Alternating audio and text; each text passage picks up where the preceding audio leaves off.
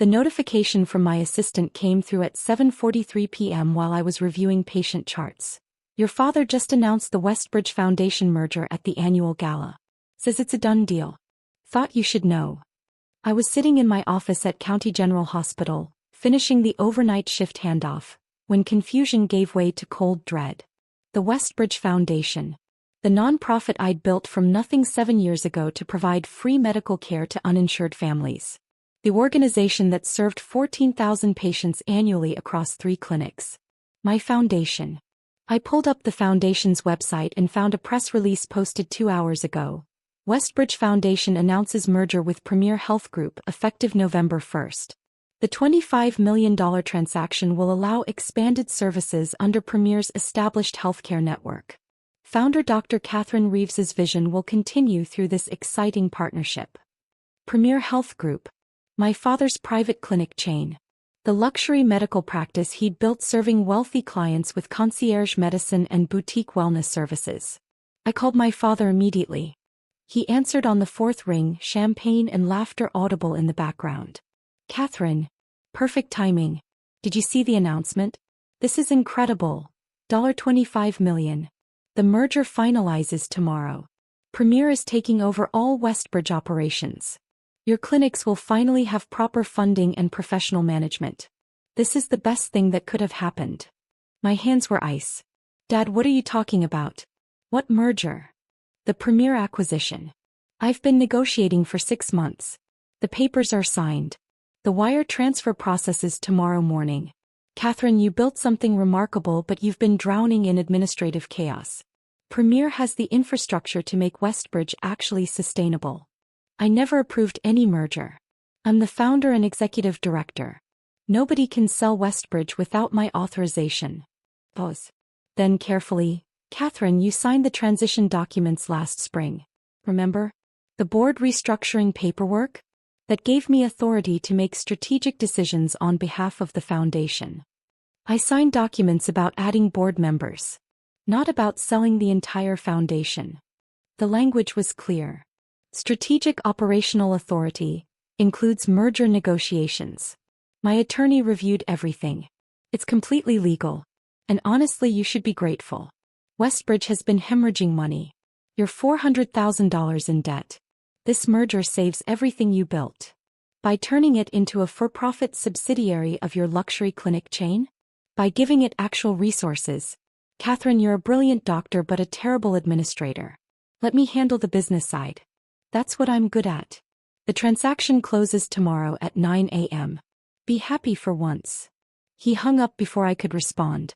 At 8:17 p.m., I called the Westbridge Foundation's attorney, a nonprofit law specialist named Jennifer Cho who'd helped me establish the organization 7 years ago.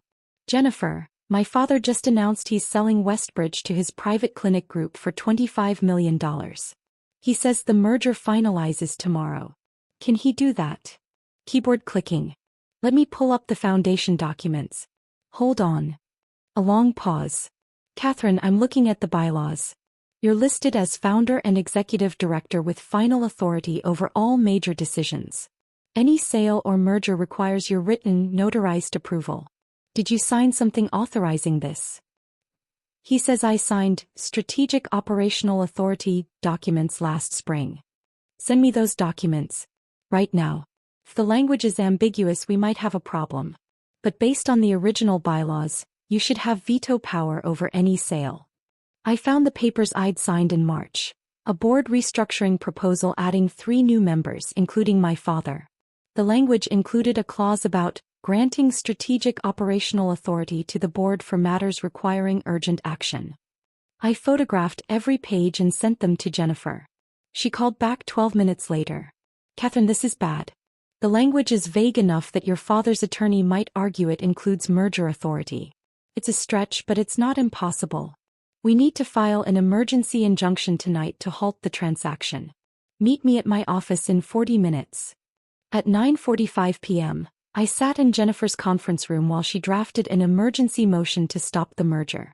We're arguing that you never knowingly authorized a sale, that the strategic authority clause doesn't extend to disposing of the entire organization, and that your father has a conflict of interest as the acquiring party. Will it work? I don't know.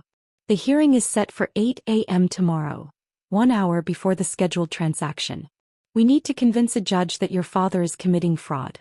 That's a high bar. He is committing fraud. I believe you. But we need proof. At 11:34 p.m. my phone rang. My father, his voice no longer celebratory. Katherine, what are you doing? My attorney just received notice of an emergency injunction hearing. Are you trying to sabotage this deal? I'm trying to protect my foundation from being stolen. Stolen? I'm saving it. Westbridge is drowning. You owe $400,000 to creditors. This merger pays off all debt and provides operational funding. You're going to throw that away because of ego. This isn't about ego. It's about mission. Westbridge serves uninsured families. Free care. No payment required. Premier Health is a luxury clinic. You charge $5,000 annual membership fees. You don't even take insurance. How exactly are you going to maintain Westbridge's mission? Silence. Then, the mission will evolve. We'll serve a broader demographic. Some paying patients, some subsidized care. It's called sustainability, Katherine. It's called destroying everything I built so you can expand your client base. You're being unreasonable. I'm trying to help you and you're acting like I'm the enemy. The board voted to approve this merger. 7-1. You're outvoted. I'm the founder. I have final authority. Not according to the strategic authority clause you signed. See you in court tomorrow. And Katherine, if you kill this deal, Premier walks away. Westbridge will collapse within 6 months. Every patient you claim to care about will lose their only source of care. Think about that. He hung up. The emergency hearing convened at 8 a.m. in Judge Patricia Huang's courtroom. I sat with Jennifer at the plaintiff's table. My father sat across the aisle with his attorney, a man in his 60s named Robert Garrett who specialized in corporate acquisitions. Judge Huang reviewed the emergency motion. Ms. Cho, you're arguing that Dr. Reeves never authorized the sale of the Westbridge Foundation to Premier Health Group? Correct, Your Honor. Dr. Reeves founded Westbridge 7 years ago to provide free medical care to uninsured families. The foundation bylaws require her explicit written approval for any sale or merger. She never provided that approval. Robert Garrett stood. Your Honor, Dr. Reeves signed documents in March granting strategic operational authority to the board. That authority includes merger negotiations. The board voted 7-1 to approve the Premier transaction. Dr. Reeves is attempting to override a democratic board decision based on personal disagreement with the business strategy. Judge Huang looked at me. Dr. Reeves, did you sign the strategic authority documents? Yes, Your Honor. But I was told they were about adding board members, not about giving away my authority to prevent the sale of my organization. Did you read the documents before signing? I hesitated. I skimmed them. My father presented them during a hospital shift. He said they were routine administrative updates. So you signed documents without reading them carefully? Yes, Your Honor. That was a mistake. Judge Huang examined the March documents. Ms. Cho, the language here is ambiguous. Strategic operational authority could reasonably be interpreted to include merger negotiations. Your Honor, the foundation bylaws explicitly require the founder's approval for any sale. That requirement can't be overridden by a vague operational clause. Mr. Garrett? Your Honor, the bylaws also state that the board has authority to make decisions in the best interest of the foundation's mission and financial sustainability. Westbridge is $400,000 in debt. Without this merger, the foundation will collapse. The board determined that the Premier transaction is in the best interest of the organization. Dr. Reeves's personal objections don't override the board's fiduciary duty. Judge Huang was quiet for a long moment. I'm going to allow limited discovery before ruling. Ms. Cho, I want to see documentation of the foundation's financial situation. Mr. Garrett, I want detailed information about how Premier plans to maintain Westbridge's charitable mission post-merger. We'll reconvene at 2 p.m. At 10:47 a.m., while Jennifer was gathering financial documents, I received a call from an unfamiliar number. Dr. Reeves? This is Margaret Torres, Director of the State Community Health Fund. Yes. I've been reviewing a grant application from Premier Health Group. They're requesting $8 million in state funding to support expanded charitable care operations following acquisition of the Westbridge Foundation. The application lists you as the authorizing signatory for the Westbridge portion of the proposal. My stomach dropped. I never signed any grant application. I have a document here with your signature authorizing the grant request and certifying that Premier Health Group has legal authority to represent Westbridge Foundation interests. The signature is dated October 15th. That's impossible. I was working a double shift on October 15th. I didn't sign anything. Dr. Reeves, if this signature is forged, that's grant fraud. A federal crime. I need you to come to my office immediately and provide a formal statement. I called Jennifer. The State Health Fund just contacted me. My father submitted a grant application in my name requesting $8 million for the merged organization. I never signed it. The signature is forged. Jennifer's voice went sharp. That changes everything. Forged signatures on federal grant applications, that's wire fraud. Criminal fraud. We need to contact the FBI. At 1:23 p.m., I sat in Margaret Torres's office with Jennifer and a federal investigator named Special Agent David Park. Margaret showed me the grant application, 12 pages describing how Premier Health Group would use $8 million in state funding to expand Westbridge's charitable operations post-merger. My signature appeared on page 8, certifying the information was accurate and that I authorized the request. That's not my signature, I said. Look at the capital K. Mine has a specific loop. This one doesn't. And the baseline slant is wrong. Agent Park examined the signature. We'll need samples for comparison, but you're right. This doesn't look like your other signatures on file. He looked at me directly. Dr. Reeves, your father submitted this application 3 weeks ago, claiming you'd authorized both the merger and the grant request. If we can prove the signature is forged, he's committed federal grant fraud. That's a felony carrying up to 10 years in prison. He's my father.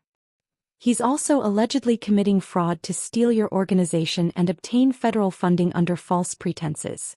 Are you willing to pursue charges? I thought about the 14,000 patients Westbridge served annually. The families who couldn't afford insurance. The children I'd treated for free. The mission I'd built from nothing. Yes. I'm willing. At 2 p.m. the hearing reconvened. Jennifer stood immediately. Your Honor, we have new evidence. The State Community Health Fund has confirmed that Dr. Reeves's father submitted a federal grant application with Dr. Reeves's forged signature, requesting $8 million in state funding for the merged organization.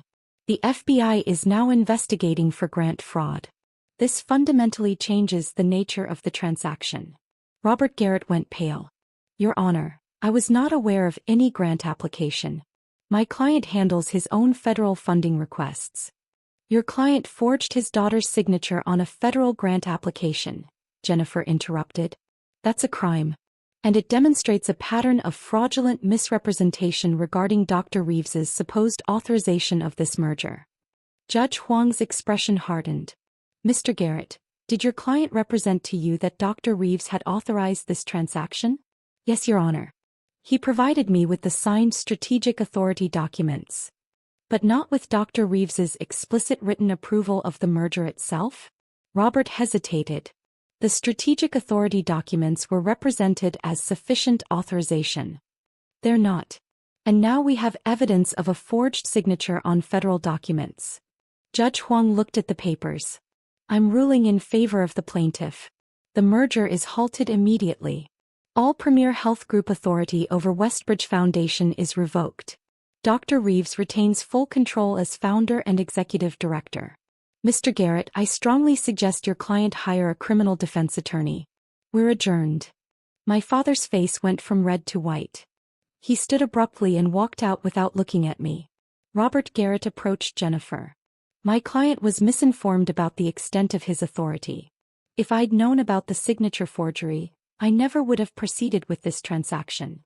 Your client committed federal fraud, Jennifer said coldly. That's between him and the FBI. Over the next 3 weeks, the investigation expanded.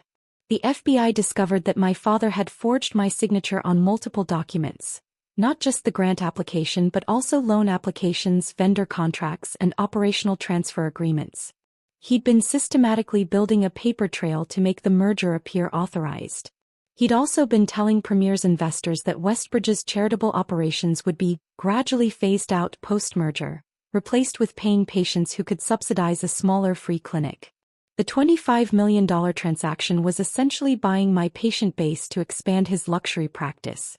The federal prosecutor filed charges in November: 3 counts of wire fraud, 2 counts of grant fraud, 1 count of identity theft, and 1 count of conspiracy to commit fraud. My father faced up to 25 years in prison. His attorney negotiated a plea deal. My father pleaded guilty to 2 counts of fraud in exchange for a reduced sentence: 5 years in federal prison, full restitution to the state health fund, permanent prohibition from serving on any nonprofit board. The sentencing hearing was in January. My mother attended, sitting in the gallery and crying quietly. My father's statement to the judge was brief. I genuinely believed I was helping my daughter. Westbridge was struggling financially. I thought the merger would save it. I made terrible choices in how I pursued that goal. I'm sorry for the harm I've caused. The judge was unmoved. You forged your daughter's signature repeatedly. You lied to federal agencies. You attempted to steal a charitable organization for personal gain. Your stated good intentions don't mitigate the calculated nature of your fraud. You're sentenced to 5 years in federal prison. My father looked at me as the bailiff led him away. His expression was a mixture of betrayal and bitterness, as if I'd somehow done this to him rather than simply refusing to let him steal my life's work. I felt nothing. 2 years later, Westbridge Foundation is still operating. We restructured the debt, launched new fundraising campaigns, and secured legitimate grants from foundations that actually support charitable healthcare. We serve 16,000 patients now across 4 clinics. All of them free. All of them uninsured families who have nowhere else to go. My father writes letters from prison occasionally. They're full of justifications. He was trying to help. I overreacted. He's suffering because I couldn't forgive one mistake. I don't respond. My mother visits him monthly. She sends me updates I don't ask for. He's lost so much weight. He's struggling in prison. When are you going to forgive him? I don't answer those either. Last week I treated a 6-year-old girl with pneumonia. Her mother couldn't afford insurance and had been terrified to bring her daughter to the ER because of the cost. She'd found Westbridge through a community referral. It's really free? The mother asked, holding her daughter's hand while I listened to the girl's lungs. It's really free, I confirmed. That's what we're here for. The mother started crying. Thank you. I don't know what we would have done. I prescribed antibiotics, scheduled a follow-up, and sent them home with instructions and my personal cell number in case anything worsened overnight. That's why I built Westbridge. For moments like that. For families who have nowhere else to turn. My father would have turned that family away after the merger. They couldn't afford Premier's membership fees. They weren't profitable. But I didn't build Westbridge to be profitable. I built it to help people who needed help.